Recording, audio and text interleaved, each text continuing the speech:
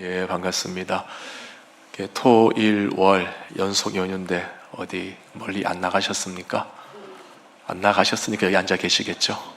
예. 우리 좌 옆 사람과 함께 인사할 때 이렇게 한번 인사해 볼까요? 아름다운 입술을 가지셨군요.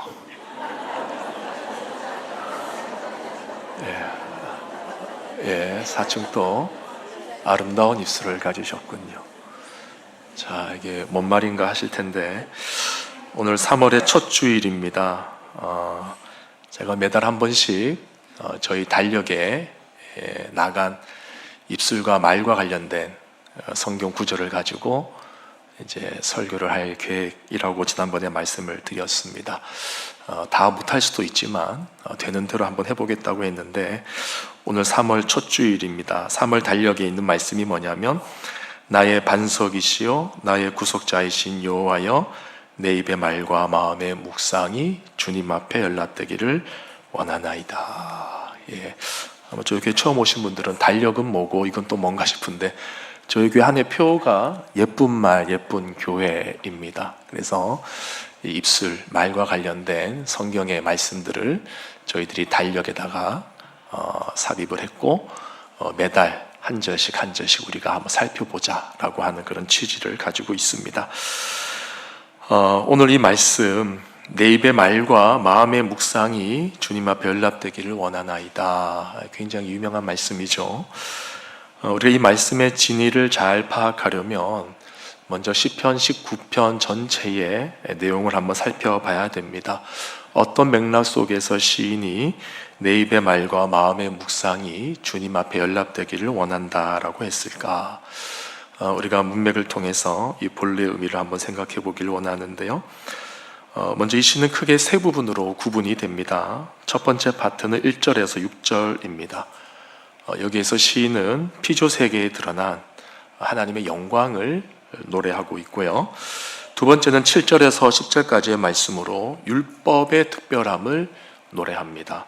그리고 마지막으로 11절에서 14절까지의 말씀인데 여기서 시인은 개인적인 기도의 바람으로 이 시를 마무리하고 있습니다. 자, 첫 번째 파트인 1절에서 6절을 보시면 하늘이 하나님의 영광을 선포하고 궁창이 그의 손으로 하신 일을 나타내는도다 이렇게 말합니다. 여기서 하늘과 궁창을 굳이 따로 떼어서 각각의 의미를 생각하기보다 그냥 하나로 보시면 될 것 같습니다. 푸른 창공 혹은 좀 더 넓게 보면 우주 이렇게도 볼 수 있을 것 같아요. 시인은 저 푸른 하늘을 바라보면서 이렇게 생각을 한 것 같습니다. 하늘이 이리도 높고 아름다운데 이 하늘을 창조하신 조물주는 얼마나 크고 위대한 분일까 그런 생각을 하는 거죠. 하늘이 하나님의 놀라운 솜씨를 드러내는 작품이다라고 말을 하는 것입니다. 제가 지난번에 하늘을 제가 참 좋아한다라고 말씀을 드렸었는데요. 기억나십니까? 예. 별로 제가 좋아하는 것에 관심이 없으세요. 그렇죠? 굳이 사실 관심 안 가셔도 됩니다. 예. 근데 여러분 한 번씩 살아가면서 하늘을 보시는 거 참 좋은 것 같아요. 제가 이제 대학교를 서울로 이제 가서 있다가 한 몇 년 있다가 제가 고향이 포항입니다. 포항으로 정말 모처럼 내려왔는데 확 달라지는 게 뭐냐면 하늘이 보였다는 거예요.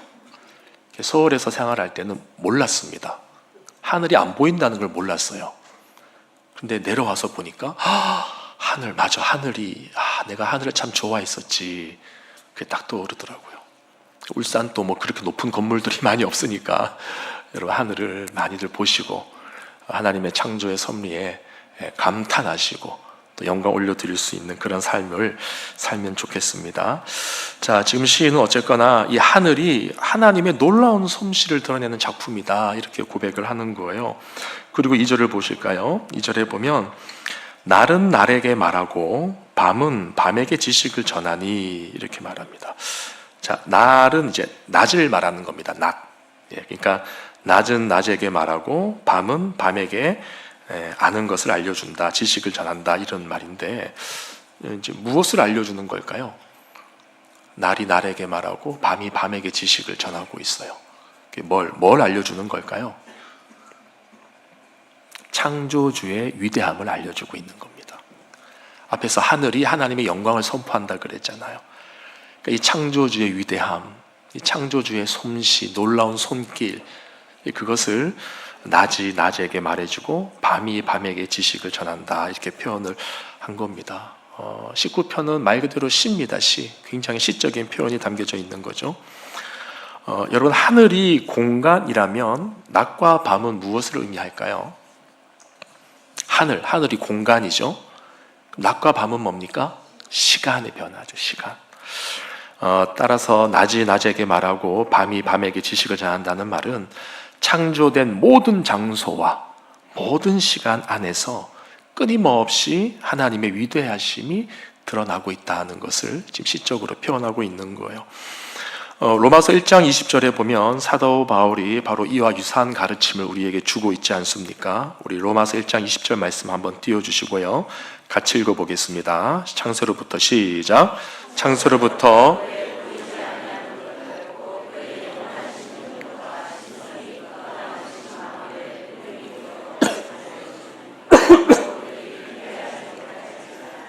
자, 말씀을 그대로 띄워주시고요. 자, 무슨 말입니까? 하나님의 영광이 스며들어져 있다는 거예요. 어디에요? 온 세계, 온 창조 세계에 하나님의 영광이 스며들어져 있습니다. 그분의 영원하신 능력과 신성이라고 표현하고 있는데, 어떤 목사님은 이 부분을 이렇게 표현을 했어요.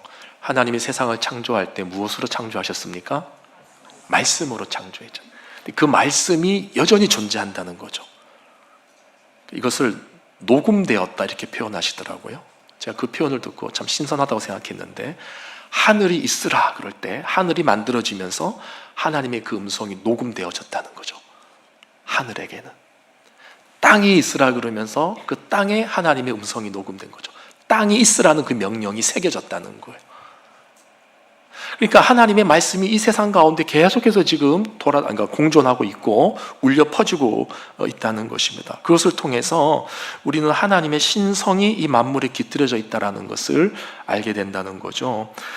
그래서 우리는 우주 만물을 바라보면서 신의 존재를 부인할 수 없는 자리에 서게 된다, 그 말입니다. 이것은 누가 말해준 것이 아닙니다. 글로 남긴 것도 아닙니다.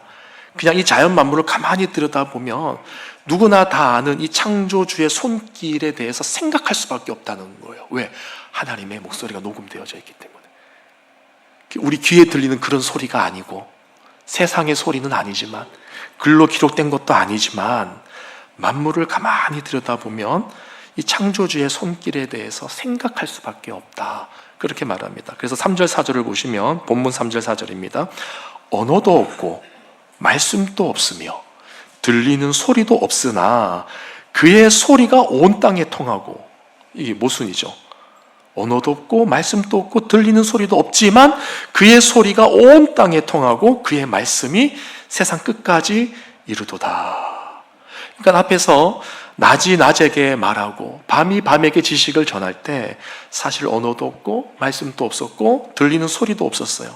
그런데 그분을 찬양하는 소리가 자연 만물 가운데 퍼져나가고 있고 세상 끝까지 전파되어지고 있다는 것입니다. 그러니까 지금 시인이 노래한 이 장면은요, 아직까지 인간이 창조되기 전 아무런 소리도 언어도 없을 그때, 그러나 그 피조 세계 안에서 끊임없이 하나님의 그 놀라운 솜씨와 신성이 솜씨를 드러내고 퍼져나가는 그 장면을 지금 시인이 이제 시적으로 표현을 하고 있는 거죠. 누가 말해주지 않아도 자연 만물 그 자체가 하나님의 솜씨와 신성을 반영하고 있기 때문에 우리는 살면서 자연스럽게 창조주의 존재를 인식하게 된다, 그렇게 말을 하는 것입니다. 자, 그리고 또 이제 4절 하반절부터 6절까지를 보면은요, 이제 시인이 시선을 돌려서 하늘에서 시선을 돌려서 어디로 돌리느냐? 태양을 향해 돌립니다. 태양을 바라보면서 깨달은 바를 시로 표현하고 있는데, 하나님이 해를 위하여 하늘에 장막을 베푸셨도다.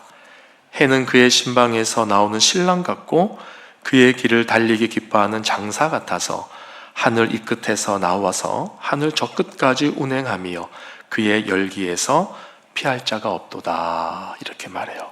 자, 이건 또 무슨 말일까요? 앞에서 시인은 하늘과 낮과 밤의 움직임을 통해서 하나님의 솜씨를 찬양했는데, 이제는 장렬하는 태양을 바라보면서 한 번 더 하나님의 창조의 영광을 선포하고 싶은 겁니다.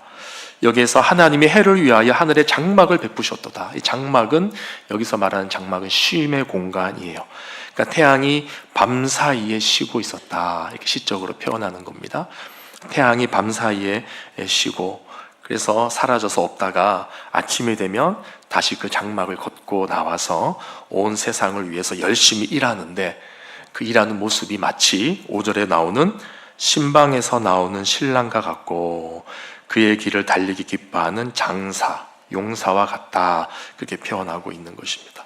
그러니까 신방에서 나오는 신랑의 그 원기왕성한 그 모습, 그래서 이제는 내가 아내를 얻었어요, 가정을 이루었어요, 그래서 밤새 쉬면서 아내와 좋은 시간을 보냈습니다. 이제 아침에 일어나서 뭐 해야 돼요? 처자식을 먹여 살려야 되죠. 그 원기왕성한 힘을 가지고 이제 나가는 겁니다. 아내를 위해서 일을 하러 가는데, 그 모습이 마치 매일 아침 찬란한 광채를 머금고 떠오르는 태양의 힘과 같다, 그렇게 시적으로 지금 표현을 하고 있는 겁니다. 굉장히 아름답게 표현을 하고 있죠. 또 동시에 그의 길을 달리기 기뻐하는 장사와 같다, 이렇게 표현하고 있는데, 이것은 한번 떠오른 태양이 서쪽 지평선까지 쉼없이 달려가는 모습을 묘사하는 겁니다. 그래서 6절 말씀을 보십시오. 하늘 이 끝에서 나와서 하늘 저 끝까지 운행하며, 그러니까 동쪽에서 떠서 서쪽으로 진다, 그 말입니다. 그의 열기에 피할 자가 없도다. 그러니까 태양의 열기에서 피할 자가 없어요. 태양이 떠 있는 동안, 태양이 동에서 떠서 서에 질 때까지, 이쪽에서 저쪽까지 갈 동안에 온 태양의 그 태양의 열기를 피해갈 지면이 없다는 것입니다. 온 세상이 태양의 혜택을 보고 있고, 또 태양이 그만큼 열심히 일하고 있다, 그렇게 말하고 있어요. 그러니까 여러분, 지금 시인이 이런 고백을 하는 이유가 뭐예요? 뭐예요? 아, 태양이 너무 놀랍다, 그겁니까? 아니죠. 예, 태양을 움직이시는 하나님의 그 창조의 손길, 그 창조의 섭리가 너무 탁월하고 기가 막히다는 거예요. 당시 고대 세계에서는 하늘과 태양, 낮과 밤, 어둠과 빛, 이런 것들을 신격화하고 숭배했습니다. 근데 시인은 그게 아니라는 거예요. 너희들이 하늘을 바라볼 때, 태양을 바라볼 때, 낮과 밤을 바라볼 때, 빛과 어둠을 바라볼 때 어떤 장엄함을 느끼고 신성함을 느끼고 어떤 경외감을 느낄 수 있지만, 그것 자체가 신이 아니라 그것에 하나님의 목소리가 녹음되어져 있기 때문에, 그것이 하나님이 만드신 피조물이기 때문에, 하나님의 지혜와 솜씨가 반영되어져 있기 때문에 그것을 보고 그런 장엄함을 느낄 뿐이지, 그게 신이 아니라는 거예요. 진짜 우리가 섬겨야 될 분은 하나님이다, 그렇게 말하고 있는 것입니다. 그러나 문제가 있죠. 죄로 인해 왜곡된 이성을 가진 인간들은 그것을 인정하지 않는다는 겁니다. 그래서 하나님의 신성을 반영하는 피조물들을 신격화하고 우상으로 숭배하기 시작한 거예요. 여러분, 이것이 바로 일반 계시의 한계라고 불리는 것입니다. 일반 계시 다들 들어보셨죠? 일반 계시란 하나님께서 자연과, 그러니까 창조 세계를 말하는 겁니다. 앞에서 언급한 그런 자연의 그 모습과 또 인간의 양심을 통해서 모든 사람에게 하나님 자신을 드러내셨다라고 할 때 그걸 일반 계시라고 합니다.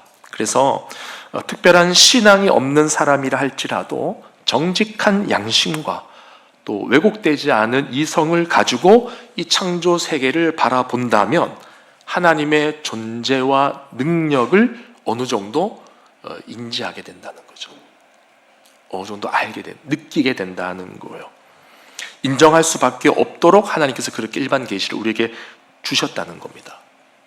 그런데 죄로 인해 타락한 인간은 그의 지성과 이성이 모두 왜곡되어졌기 때문에 일반 계시만을 가지고서는 하나님을 바르게 깨닫지 못하는 것입니다. 그래서 하나님의 신성을 반영하는 피조물을 보고 신격화하고 숭배하기 시작했다는 거예요. 그래서 사도 바울이 로마서에 보면 이 만물에 깃들여져 있는 신성, 일반 계시를 통해서 하나님을 찾을 수 있게 하셨는데 너희들이 그것들을 거부하고 있다. 그래서 하나님 앞에서 유기되는 것, 소위 말하는 하나님 앞에서 범죄하는 인간으로 떨어진 것에 대해서 너희들이 변명할 수 없다. 이렇게 말하고 있는 것입니다. 그래서 우리에게 필요한 것이 뭐냐? 바로 이러한 일반 계시의 한계를 극복하고 보완해 줄 수 있는 또 다른 계시가 필요하다는 것을 성경이 우리에게 말합니다. 그 또 다른 계시가 뭔지 아시죠? 뭐라고 하죠? 특별 계시라고 합니다. 특별 계시를 간단히 말씀드리면 예수 그리스도가 특별 계시입니다. 그리고 그 예수 그리스도를 증거하는 말씀. 그 말씀이 바로 특별 계시예요. 종교개혁자 칼빈은 일반 계시는 안경 없이 흐릿한 눈으로 보는 것과 같다라고 했습니다. 즉 성경이라고 하는 특별 계시인 안경을 써야지만 이 일반 계시를 정확하게 이해할 수 있게 된다라고 말하는 것이죠. 하나님을 바르게 볼 수 있게 된다는 것입니다. 그래서 오늘 본문의 시인이 자연스럽게 두 번째로 주목하는 소재가 있습니다. 그게 뭐냐면 바로 특별 계시인 하나님의 말씀이에요. 그 앞에서 자연 만물 창조된 만물에 대해서 노래한 것은 사실은 일반 계시를 말한 겁니다. 그리고 이제 6절부터 7절부터 이 특별 계시인 율법의 탁월함에 대해서 노래하는데 크게 6가지로 표현을 합니다. 7절부터 말씀을 띄워주시면 첫 번째는 여호와의 율법은 완전하여 영혼을 소성시킨다. 두 번째는 여호와의 증거는 확실하여 우둔한 자를 지혜롭게 한다. 세 번째는 여호와의 교훈은 정직하여 마음을 기쁘게 하고, 네 번째 여호와의 계명은 순결하여 눈을 밝게 하시는도다. 다섯 번째 여호와를 경외하는 도는 정결하여 영혼까지 이루고, 여섯 번째 여호와의 법도 진실하여 다 의로우니 금 곧 많은 순금보다 더 사모할 것이며 꿀과 송이꿀보다 더 달도다. 자, 여러분 지금 여기에서 나오는 여호와의 율법, 증거, 교훈, 계명, 경외하는 도, 법도, 이게 뭐라는 거예요? 다 특별 계시인 하나님의 말씀이라는 거죠. 이제 구약에서는 이것이 이제 율법으로 나오지만 크게 보면 이것이 하나님의 말씀인 것입니다. 즉 하나의 특별 계시인데, 이 말씀, 이 특별 계시가 우리의 영혼을 소성시키고 지혜롭게 하고 마음에 기쁨을 주고 눈을 밝히며 정결하게 하는데, 결국 이것이 궁극적으로 의미하는 바가 뭐냐면 바로 우리로 하여금 우리 안에 하나님을 아는 마음을 준다는 거예요. 하나님을 아는 마음. 피조된 하늘을 보고 낮과 밤을 보고 태양을 보면서 하나님을 바라보게 되는 것처럼, 근데 그것은 흐릿하단 말이에요. 근데 이 특별 계시인 말씀을 통해서 우리가 하나님을 바르게 보게 된다는 것입니다. 그래서 이 말씀을 통해서 영혼이 소성케 되고 지혜롭게 되고 우리의 마음에 기쁨이 오고 눈이 밝아지고 정결케 된다는 것이죠. 이게 다 하나님을 본 자들, 하나님을 아는 자들, 하나님을 만난 자들에게서 나오는 모습을 묘사하는 것입니다. 앞에서 창조된 자연 만물을 통해 하나님을 인식했다면 이제는 이 특별 계시인 말씀을 통해서 하나님을 더욱 바르게 알게 되었다는 것에 대해 시인이 감격하고 지금 노래하고 있는 거예요. 그러니까 여러분 지금 시인이 궁극적으로 이 시를 통해서 바라는 바가 뭐냐면요, 바로 자신의 삶이 이렇게 변화되기를 원한다는 것입니다. 앞에서 말했죠. 율법 때문에 영혼이 소성케 되고 지혜롭게 되고 마음에 기쁨이 오고 눈이 밝아지고 정결해지고 우리가 의로워지는데, 이러한 삶을 지금 시인이 추구한다는 거예요. 목사님, 시인이 이미 이러한 것들을 경험했기 때문에 앞에서 이미 고백한 거 아닙니까? 이미 고백하고 경험한 거 아닙니까? 그런데 어떻게 또다시 이것을 바란다라고 하십니까? 시인은 이미 일반 계시와 특별 계시를 통해 하나님을 경험했습니다. 하나님의 아름다움과 영광과 찬란함을 이미 경험하고 노래하고 있는 겁니다. 그런데 11절을 한번 보십시오. 11절에 보면 같이 읽어볼까요? 시작. 또 주의 종이, 자, 자세히 보셔야 됩니다. 또 주의 종이 이곳으로 무엇을 받고 있습니까? 경고를 받고 있는 것이죠. 이미 말씀의 아름다움을 깨달았고 그 말씀의 능력을 경험했지만 여전히 그 말씀으로 경고도 받고 있는 겁니다. 경고를 받는다는 것이 의미하는 바가 뭡니까? 여전히 말씀 앞에서 완벽하지 않다는 거예요. 여전히 말씀의 울타리를 넘고 싶은 이런저런 유혹과 혹은 무지함이 있다는 것입니다. 우리가 말씀을 듣거나 읽을 때 그래 이거지 라고 마음에 새기는데도 막상 교회 문 밖을 나가서 사람을 만나고 환경을 접하다 보면 나도 모르게 훅 하고 올라올 때가 있는 거죠. 계속해서 그런 유혹을 받는 거죠. 그래서 12절 13절에서 이렇게 고백합니다. 자기 허물을 능히 깨달을 자 누구리요? 나를 숨은 허물에서 벗어나게 하소서. 또 주의 종에게 고의로 죄를 짓지 말게 하사 그 죄가 나를 주장하지 못하게 하소서. 그리하면 내가 정직하여 큰 죄가에서 벗어나겠나이다. 정직은 혼자 되는 것 아닙니까? 그냥 내가 정직해야지 하면 정직해야 되는 거 아닙니까? 근데 시인이 뭐라고 말합니까? 그 정직이 내 안에서 나오는 게 아니라는 거죠. 주의 말씀이 나를 사로잡을 때 그리하시면 내가 정직하여서 큰 죄가에서 벗어날 수 있겠나이다. 그러니까 계속해서 끊임없이 말씀의 지도함을 받아야 되겠다라고 하는 시인의 고백인 것입니다. 자, 여러분, 시인이 앞에서 아주 아름답게 시를 쫙 읊었어요. 시를 쫙 써내려갔습니다. 근데 사실 여기에서 지금 시인의 실체가 드러나는 거예요. 앞에서는 하나님이 아름답습니다. 이 말씀이 아름답습니다. 이렇게 시를 쫙 읊었는데 사실 이 시인의 실체가 뭐냐? 시인은 지금 이 말씀 앞에서 무너지는, 말씀 앞에서 씨름하는, 혹은 죄와 씨름하는 이런 삶의 처절한 모습이 있는 거죠. 그 모습 속에서 내가 붙들어야 될 것이 말씀이기에 앞에서 그 말씀에 대한 찬송을 쫙 하는 겁니다. 일반 계시와 특별 계시에 대한 말씀을 쫙 하고, 그러나 실제로는 내게 하나님 여전히 부족함이 있습니다. 일반 계시를 통해서 깨닫는 그 아름다움과 특별 계시 말씀을 통해서 지도함을 받는 그 특별한 지도함을 통해서 지금 나의 무너지는 이 삶을 하나님 새롭게 하여 주시옵소서. 그 고백을 지금 시인이 하고 있는 거예요. 여러분, 하나님의 말씀 앞에 서게 되니까 자신의 허물과 약함이 다 보이는 겁니다. 그래서 고백하는 거죠. 나를 숨은 허물에서 벗어나게 하소서. 주의 종에게 고의로 죄를 짓지 말게 하사. 여러분, 숨은 허물과 고의로 짓는 죄, 이렇게 말합니다. 숨은 허물이 뭡니까? 여러분에게 숨은 허물들이 있어요. 그렇죠? 숨은 허물이 뭐예요? 모르고 짓는 죄가 있다는 말이에요. 나는 몰라요. 나도 몰라요. 근데 나도 모르게 짓는 죄가 있는 거예요. 또 어떤 죄가 있다고요? 고의로 짓는 죄.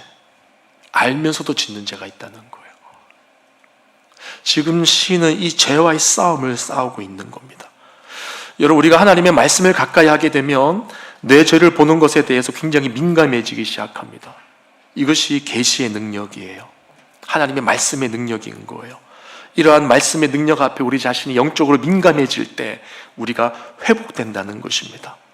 앞에 있는 말씀처럼 시인이 고백하는 그 이상적인 모습이 있잖아요. 영혼이 소성케 되고 지혜롭게 되고 기뻐하게 되고 완전하게 되고 정결케 되고 순결하게 되는 그 모습이 우리 안에 나타나게 되는데, 이것이 무엇을 통해서 된다? 하나님의 계시 말씀을 통해서밖에 안 된다는 거예요. 여러분, 만약 여러분들이 말씀을 깊이 묵상하거나 설교를 들을 때 여러분 죄에 대해서 자꾸 생각이 나고 자꾸 민감해져 간다면 지금 하나님께서 여러분 가운데서 일하고 계시다라는 증거로 받아들이셔도 무방할 것 같아요. 여러분, 기뻐하십시오. 자꾸 말씀에 찔린다고 기분 나빠하지 마시고, 왜 목사님은 자꾸 찌르는 말씀만 하시는가 그 생각하지 마시고, 지금이 기뻐할 때예요. 지금이 돌이켜야 될 때이고, 지금이 하나님께서 여러분 가운데 역사하실 때라는 것을 믿으시고 그냥 순종하시면 되는 것입니다. 순종할 때 우리 안에 이 하나님의 형상, 즉 그리스도의 형상이 회복이 되는 것이죠. 자, 이제 다 왔습니다. 마지막 14절에 보시면 다시 한번 읽어볼까요? 시작. 나의 반석이요 나의 구속자이신.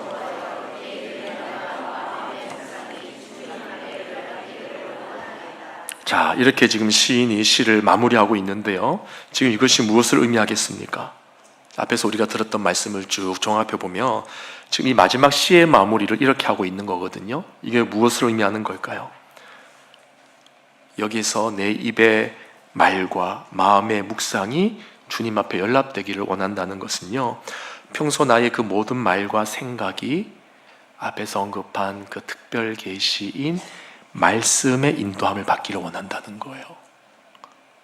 내가 하는 모든 말, 내가 하는 생각, 내 마음에 품은 뜻, 이것이 하나님의 말씀의 지도함을 받기를 원한다는 것입니다. 그 말씀의 지도함을 받을 때 내가 내뱉는 말과 내 품은 생각, 묵상이 하나님께 연락되기를 바란다는 거죠. 주님께서 나를 외면치 않으시고 나를 긍휼히 여기시고 내 입의 모든 말과 내 마음의 묵상을 주님께서 받아주시기를 원하는 그런 애절한 마음이 지금 시인에게 있는 거예요. 그래서 시인이 원하는 건 뭐냐? 시의 첫 부분에서 하늘이 하나님의 영광을 선포하듯이 이제 이 시의 마지막에서는 말씀으로 새롭게 된 나의 모든 말과 나의 모든 묵상이 하나님의 영광을 선포하는 삶이 되길 바란다. 그걸 지금 시인이 고백하고 있는 겁니다.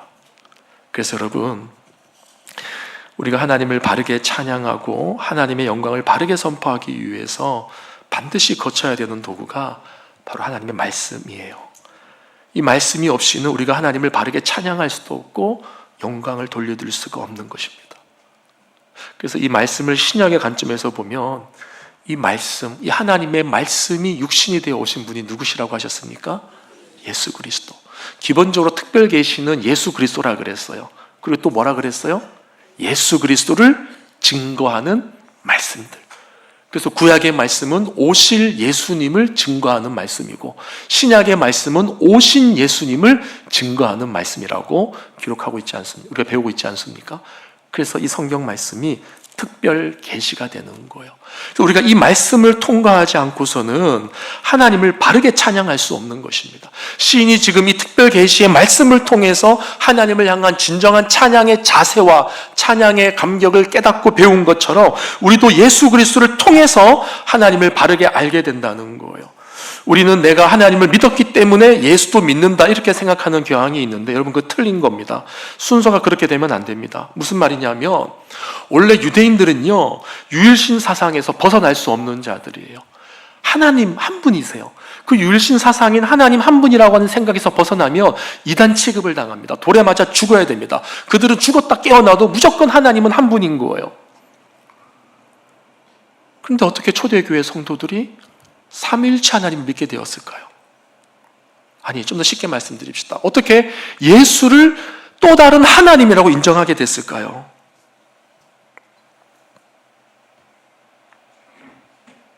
일반적인 유대인들은 예수가 하나님의 아들이라고 했을 때 받아들일 수가 없는 겁니다.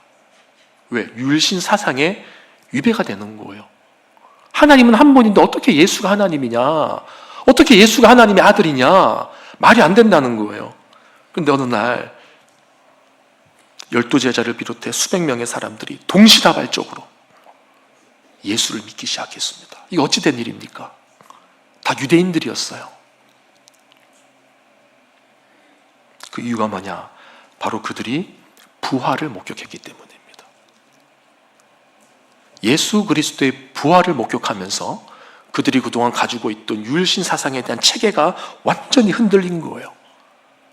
부활이 사실이라면, 예수님이 살아나신 게 맞다면 그분이 하신 말씀도 옳겠구나.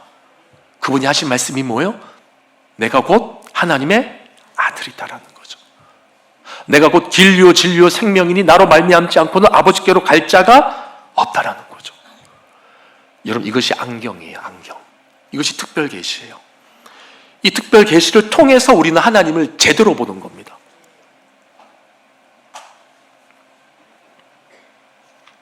많은 분들이 교회 안에서 예수님을 모른 채 하나님을 믿고 신앙생활을 잘한다라고 생각하고 있습니다. 여러분 그건 착각입니다. 우리가 하나님을 믿고 예수를 믿게 되는 게 아닙니다. 예수의 부활을 목격한 증인들이, 그 제자들이 예수의 증인되기 위해서 온 세계로 뻗어나간 거고, 그 그 예수의 증인들이 한국까지 들어와서 이 교회까지 복음이 전파되어진 거죠. 그래서 우리의 신앙과 믿음은 하나님으로부터 시작하는 것이 아니라 예수 그리스도로부터 시작을 하는 것이고, 최종적으로 그 모든 것을 하나님이 하셨다라고 그분께 영광을 올려 드리는 거예요. 그래서 시인의 고백이 뭐냐? 하늘을 바라보면서 저 하늘이 하나님을 찬양하는 것처럼 나도 하나님을 바르게 찬양하고 싶은데 무엇을 통해서 그것을 알게 되었느냐? 율법을 통해, 말씀을 통해 하나님을 제대로 알게 되어졌고, 그분을 내가 찬송하고 찬양할 수 있게 되었다. 그 고백을 하는 것입니다. 그리고 이 고백이 앞으로도 계속해서 이어지기를 바라는 거예요. 근데 내 삶을 보니까 여전히 죄에 무너지는 모습이 있어요. 정말 주님 앞에 애끓는 마음으로 내 입의 모든 말과 마음의 묵상이 너무 지저분하고 악하고 더럽지만 하나님의 말씀을 통과함으로써 교정되고 변화되어지고 정결케 되어지고 성숙되어져서 이제는 나의 삶의 모든 말과 묵상이 정말 하나님이 받으시고 하나님께서 연락하시는 그런 찬양하는 인생, 찬송하는 인생, 하나님 앞에 영광 받는 인생으로 내가 받아들여지기를 원합니다. 그 고백을 지금 시인이 하고 있는 겁니다. 말씀을 정리합니다.